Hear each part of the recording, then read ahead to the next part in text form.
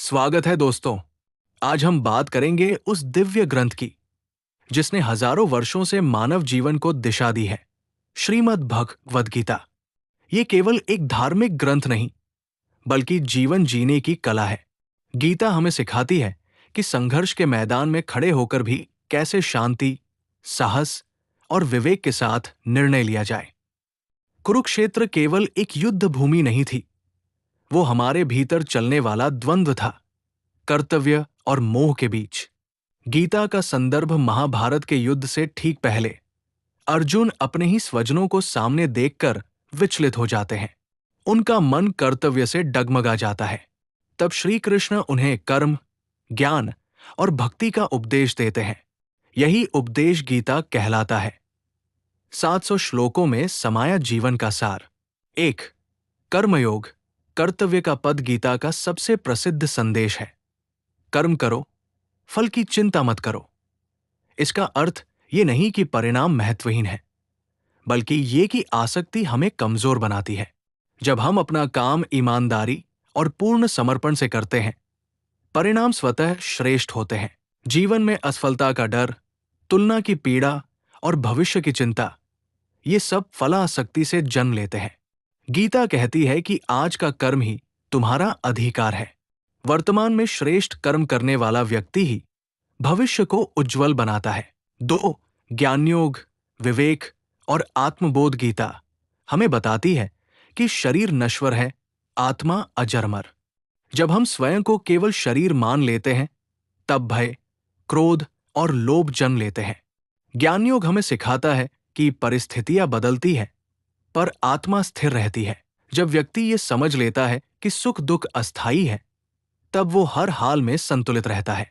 यही स्थिर बुद्धि है जो सफलता में अहंकार और असफलता में निराशा से बचाती है। 3. भक्ति योग, समर्पण की शक्ति गीता में भक्ति का अर्थ अंधविश्वास नहीं, बल्कि पूर्ण विश्वास है। अपने कर्मों को ईश्वर को अर्पित कर देना, यही भक्ति है। जब मन में श्रद्धा होती है, तब अहंकार कम होता है और सेवाभाव बढ़ता है। भक्ति योग हमें सिखाता है कि हम अकेले नहीं हैं। एक उच्च शक्ति पर भरोसा रखने से मन शांत रहता है और निर्णय स्पष्ट होते हैं। 4. समत्व संतुलन का सूत्र श्री कृष्ण कहते हैं, योग कर्मसु कौशलम, यानी कर्म में कुशलता ही योग है। कुशलता तभी आती है जब मन संतुलित हो। गीता सफलता और असफलता दोनों में संभाव रखने की शिक्षा देती है। आज की तेज रफ्तार जिंदगी में तनाव और अवसाद आम हो गए हैं। गीता का समत्व हमें सिखाता है कि हर परिस्थिति में धैर्य रखें, प्रतिक्रिया से पहले विवेक अपनाएं। 5.